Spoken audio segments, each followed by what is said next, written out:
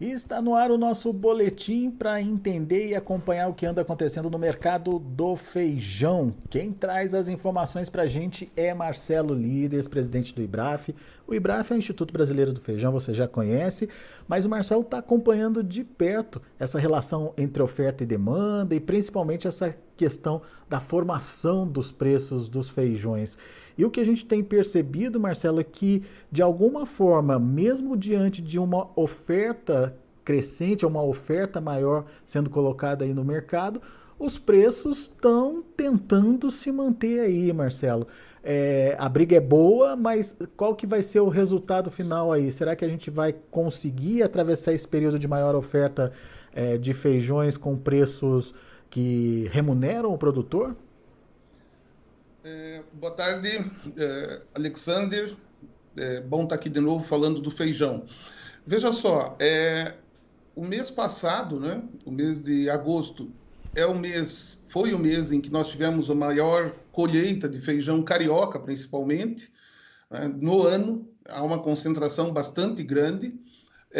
Setembro é o segundo maior volume a ser colhido, está sendo colhido, mas provavelmente esse é o segundo ano que dá para perceber muito bem o efeito do feijão de escurecimento lento, permite que o produtor negocie quando lhe convém, né? Não quando colhe, mas quando lhe convém. Isso permite que uma boa parte do feijão seja vendido ao longo dos próximos 60, 90, 120 dias. E há produtores, inclusive, que esticam um pouco mais essa comercialização. Como a gente já passou o pico do mês passado, que o volume, teoricamente, entre o final do mês passado e início desse mês era o maior, e nós tivemos uma estabilidade de preço, pegando aí, vamos supor, 290, em alguns momentos até um pouco mais, base Minas, noroeste de Minas. Anteontem, no Vale do Araguaia, uma referência ao redor de 290. Mato Grosso colhendo também, os produtores esperando preços acima de 270, alguns negócios a 250, até abaixo de 250 na semana passada, e essa semana os produtores também seguraram um pouco, semana de meio de mês, pretendem voltar mais forte para o mercado no final do mês, ou quando os compradores voltarem, né? E quando eles voltam, acabam ofertando um valor mais próximo daquilo que os produtores têm como ideal. E esse é o cenário que a gente tem atualmente do feijão carioca. Os produtores, então, administrando a entrada dessa oferta, certo? Administrando, sempre que o preço cai, as ofertas começam, vamos usar como exemplo, Minas Gerais, noroeste de Minas. O mercado para, obviamente o comprador que está por lá vai testar, vai ver se tem alguém vendendo alguma coisa por menos do que quando estava mais disputado, às vezes uma semana antes, né? Então ele começa a testar, oferta R$ 20 abaixo do mercado, não compra, né? Oferta 15, não compra, espera um pouco, né? Daí a pouco ele encontra alguém que com 10 a menos negocia. Como é um período de menor volume de negócios, alguns empacotadores até acabam comprando um pouquinho mais. É difícil falar em estoque de feijão, isso praticamente não há. Mas alguma coisinha a mais acabam comprando nesse período em que tem aí um mercado um pouco mais relaxado. E esses empacotadores sabem que quando os pares vierem, ou seja, vier aquele efeito manada, todo mundo vem para o mercado buscando ofertas, vão pagar o que o produtor está pedindo, ou talvez até mais, dependendo da disputa. Então, é assim que o mercado tem se mantido. Isso é muito diferente, mas muito diferente do que nós tínhamos há 4, 5 anos atrás, que primeiro caía o preço em São Paulo, já caía lá no interior, não cai mais, né? Anteontem ainda estava mais barato comprar o feijão no Brás em São Paulo, pelo menos no papel, do que comprar o feijão nas fontes, porque as fontes não estavam se importando o preço que estava em São Paulo e praticavam o preço que lhes convinha, o preço da oferta e a demanda em cada região. Então, isso mudou bastante. A gente vê, olhando gráficos aqui, o comportamento do preço, como realmente para a venda quando cai a um determinado nível. Então, pegando o exemplo de 290, chegou a 270, 280 as ofertas dos compradores, trava. Ninguém quer vender. O produtor troca muita informação, acompanha muito de perto, né? Nós mesmos informamos muito aquilo que está acontecendo no campo, hora a hora, e isso permite que o produtor, mesmo na hora do pavor, né? Porque imagine, você está com 1000 atividades lá, certo? Cuidando de 1001 coisa. De repente começa a chegar a informação para você que caiu o preço do feijão. Daí comentam que está começando o Mato Grosso e vai derreter o preço. Se você não tem uma boa informação, acesso a uma boa informação, o que vai acontecer? Ficava antigamente à mercê dessas informações, dessa situação. Hoje o produtor rapidamente toma pé da situação. Ah, venderam alguma coisa mais barata no Mato Grosso, mas lá tem mais ICM, lá tem mais o frete. A umidade do feijão estava ideal ou estava um pouco abaixo do ideal? Vai gerar mais quebra ou não vai gerar mais quebra? Então, à medida que essas informações chegam para ele, ele se torna senhor da situação, né? Ele pode pensar bem e raciocinar e buscar a melhor estratégia para rentabilizar a comercialização do feijão. Agora, Marcelo, essa atitude de postergar a venda, a comercialização do feijão dele, qual é o risco que esse produtor tem de chegar lá na frente? Porque agora está começando a ser plantada a safra das águas, né? De chegar lá na frente, ter ainda esse feijão na mão com a colheita da safra das águas acontecendo, por exemplo. Existe esse risco? Teoricamente, sim. Na prática, a gente não tem visto acontecer isso. Por quê?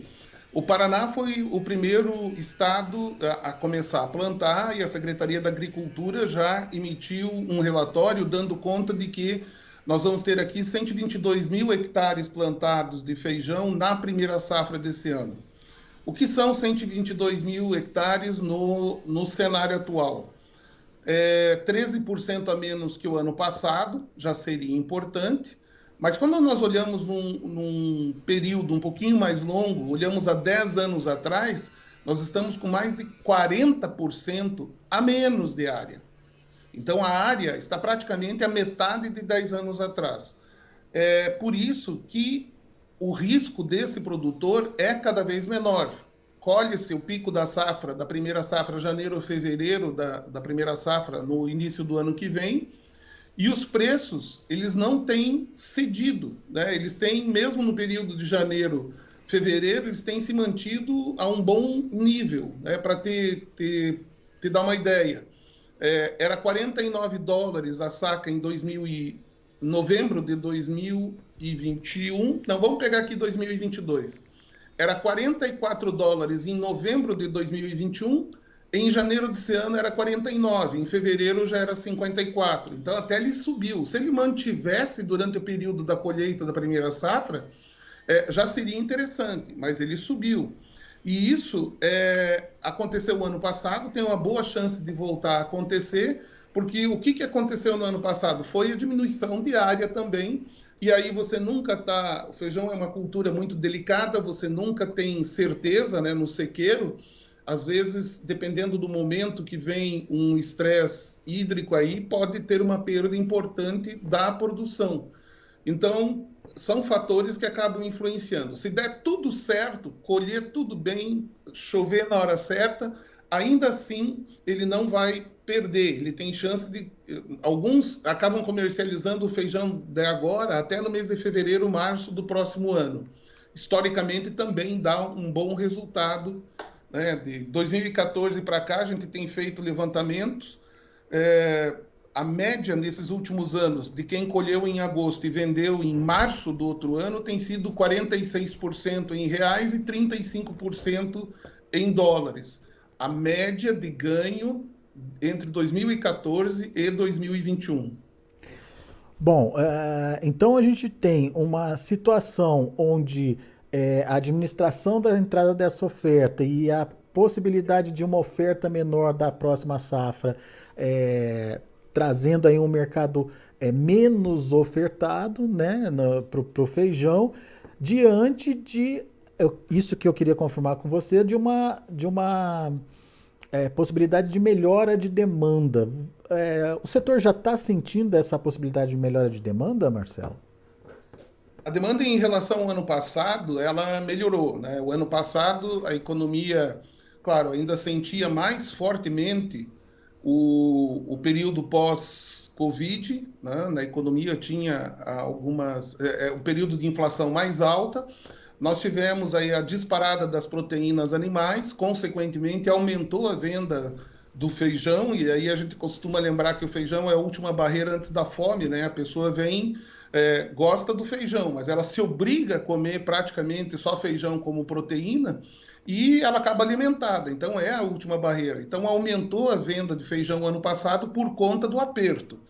Esse ano nós temos um outro fator. O fator é a entrada agora, mais recentemente, perto das eleições, de uma ajuda emergencial de valor maior, algumas outras providências do Ministério da Economia para irrigar um pouco mais a economia, e isso é próprio de período eleitoral, é próprio de ano eleitoral, que tenha um certo alívio aí, né, no geral, para o consumidor. E esse alívio no bolso representa mais produtos da cesta básica na mesa. Ele não vai ainda, pelo menos é o que os experts passam para a gente, ele não vai para produtos considerados, se é que pode se considerar algum produto como supérfluo, né, um produto alimentar mais caro. Não, ele vai para os básicos. Ou seja, então a gente tem fatores contribuindo para uma, no mínimo, manutenção de preço. Sim, tudo indica que o pior que pode acontecer é ficar onde está. Boa. Como é que está o mercado do feijão preto, Marcelo? Ele está estável, né? É bastante estável desde da época da colheita ali, ele estava em R$ 250, foi reduzindo, bateu nos 200 e ficou por volta dos 200. Por quê?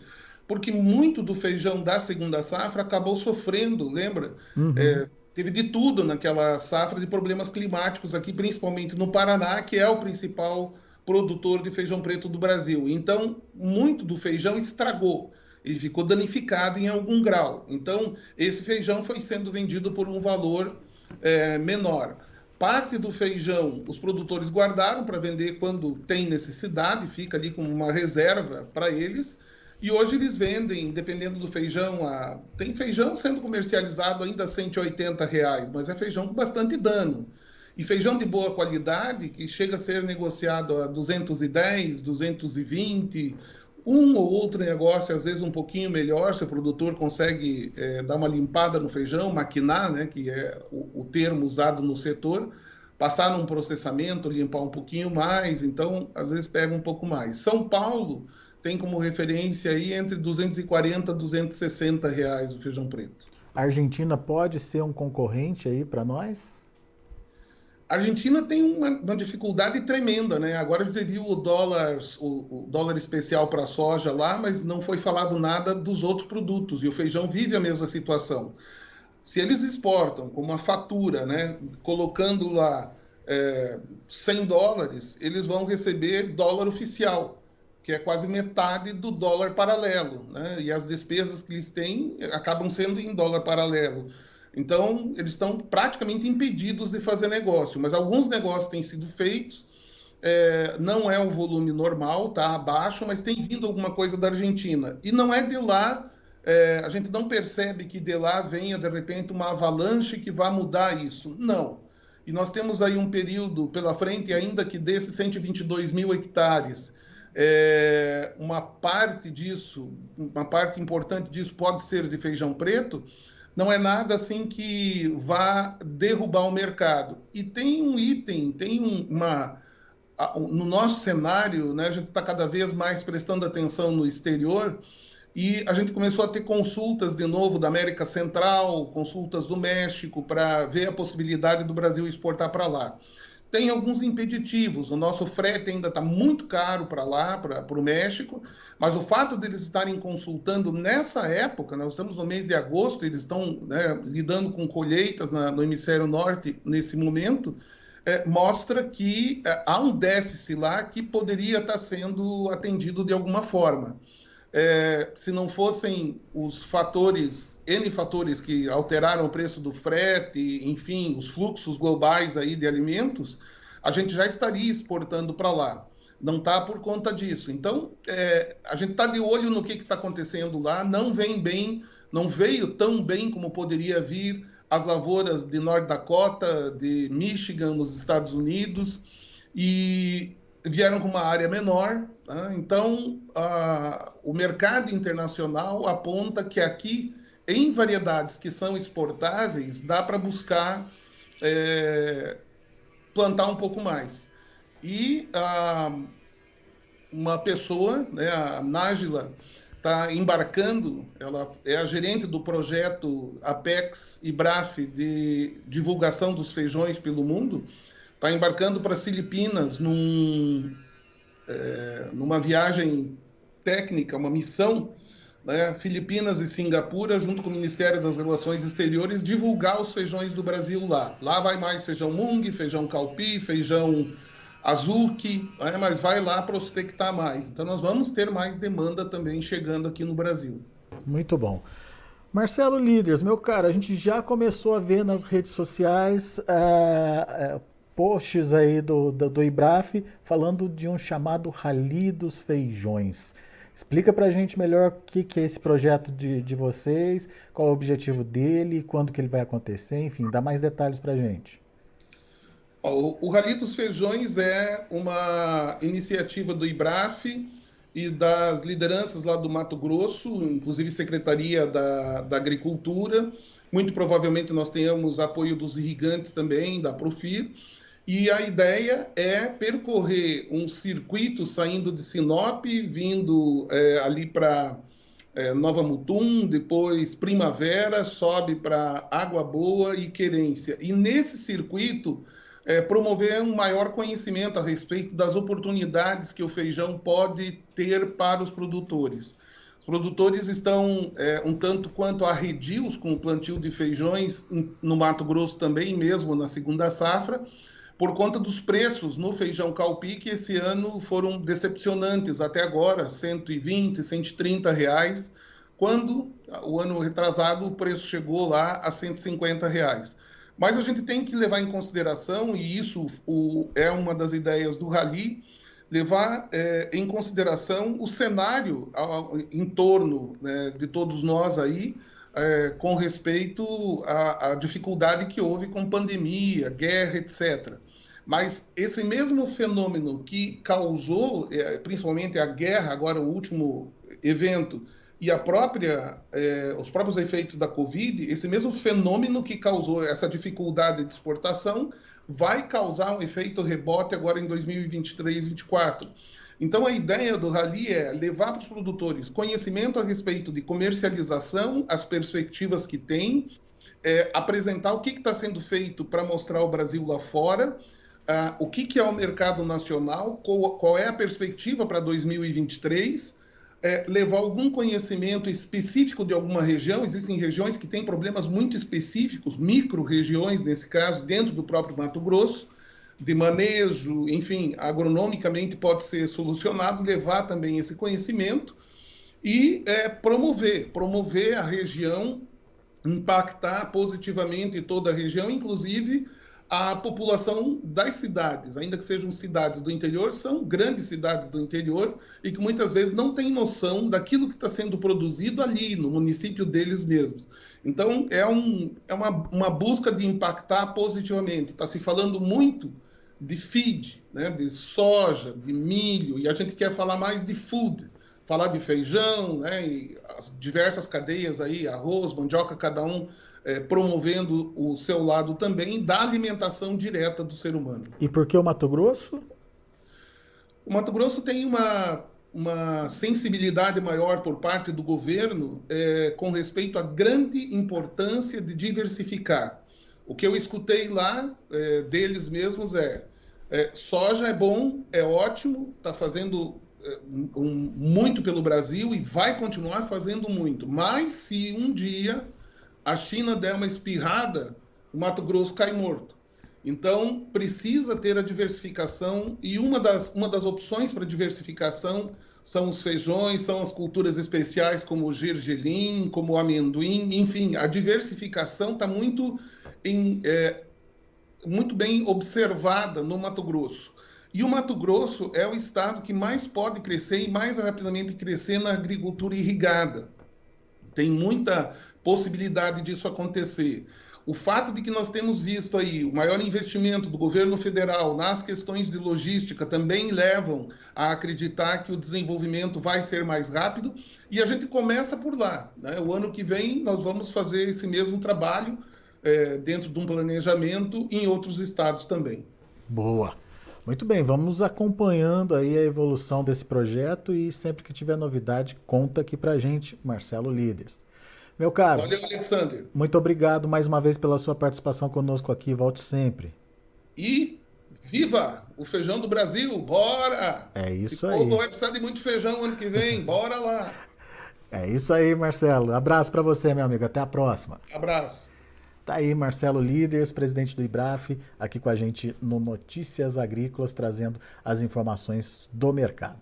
Daqui a pouco a gente volta com outras informações e mais destaques. Destaque para o mercado da soja que vem na sequência. Continue com a gente, Notícias Agrícolas, 25 anos ao lado do produtor rural. Se inscreva em nossas mídias sociais. No Facebook, Notícias Agrícolas. No Instagram, @Notícias Agrícolas. E em nosso Twitter, @Norteagri. E para não perder nenhum vídeo, não se esqueça de nos acompanhar no YouTube e na Twitch, Notícias Agrícolas Oficial.